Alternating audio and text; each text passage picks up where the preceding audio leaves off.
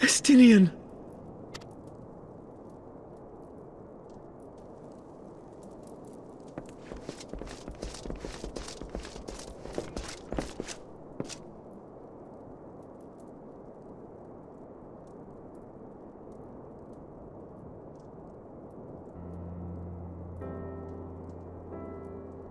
Cease your mewling, boy. It grates my ears. Forgive me. When I saw you awaken, I could not... It was such a relief. We feared you might never wake up. Now, Estinian. If Master Alphino thought any less of you, you would still be Nidhogg's plaything. Or dead.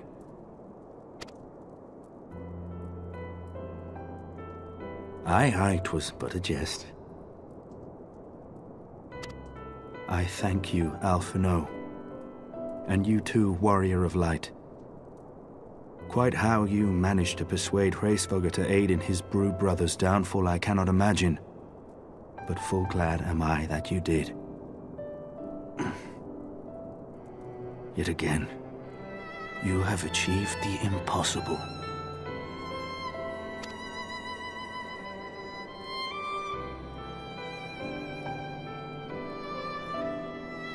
I, for my part, owe you an apology. When last we met, I did willingly loose an arrow at your heart. Can you forgive me? There is naught to forgive, Hameric. You but acted in defense of Ishgard as is your duty. Were you any less single-minded about it, I would not follow you into battle, nor trust you at my back.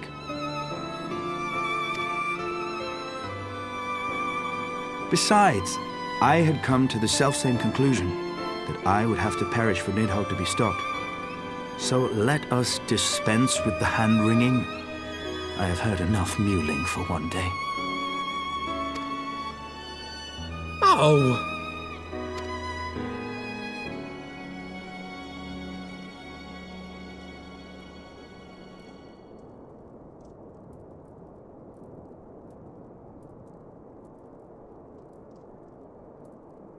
The tendrils of Nidhogg's foul presence bound up every fiber of my being, usurping my senses, but I yet retained some trace of awareness.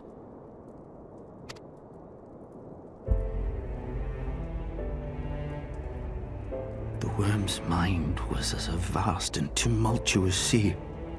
Endlessly its black waters churned, his grief and despair at Ratatoska's murder never calming, never receding. Driven by this surging current came wave upon wave of unrelenting rancor. It was the very image of my own heart. There I saw the dark reflection of the hatred I felt after Nidhogg slew my family, when no path remained save vengeance against dragonkind.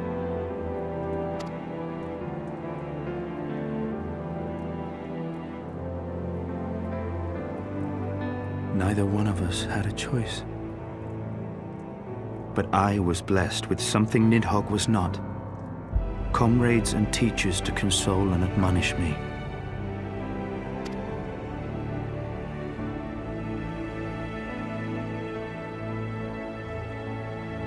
Had I not had them to gainsay my obsession, it would surely have consumed me as Nidhogg's did him, and we would have been in all respects alike.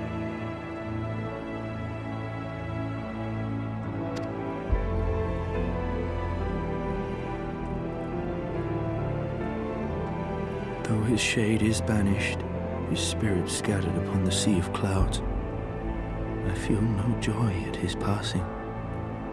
Where once I craved vengeance, I now crave rest.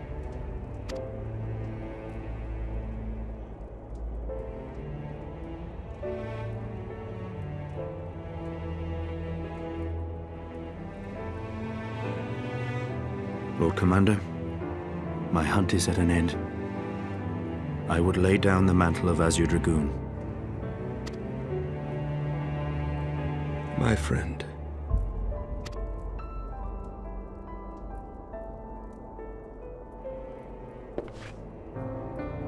He has tired himself with too many words.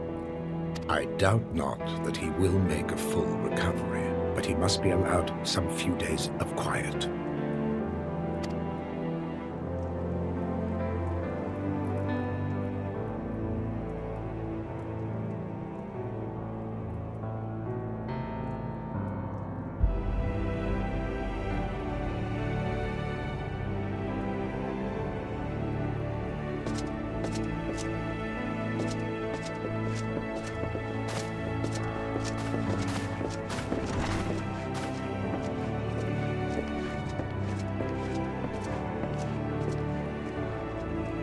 I too must see my path to its end. Sleep well, my friend.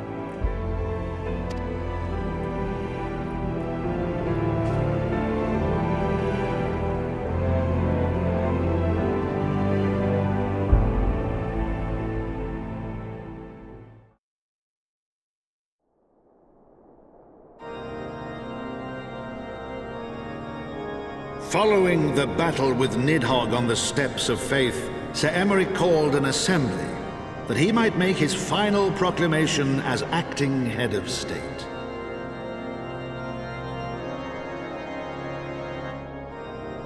'Twas there, with one decree, that the 1,000-year rule of the archbishops was ended, paving the way for a new republic.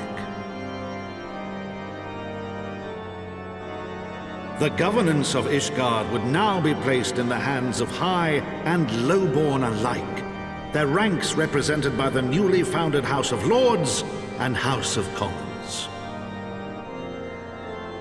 Church was separated from state.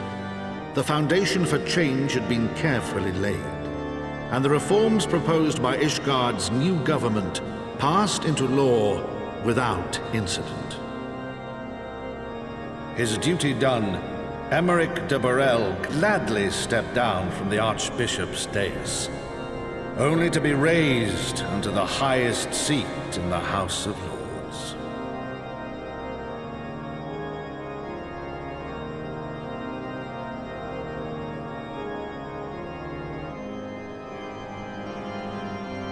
Though he strove at first to refuse this honor, the unexpectedly strident voice of the Count de Durandare left him little choice but to accept.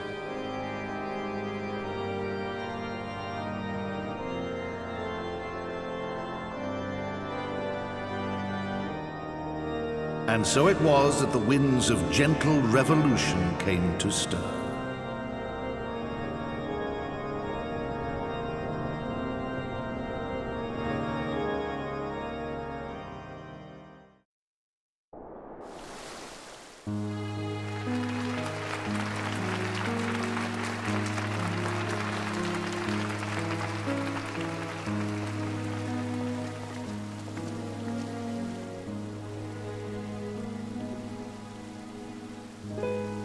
Prominent among the many honored guests at Sir Emeric's investiture were the ambassadors of Dragonkind, a fitting symbol of Ishgard's newfound peace.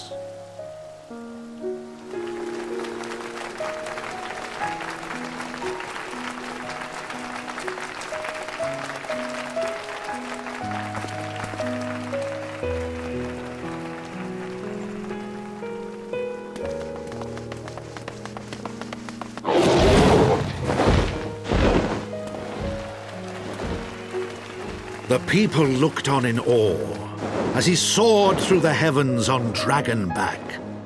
And by their cheers did they hail him an azure dragoon for a new age.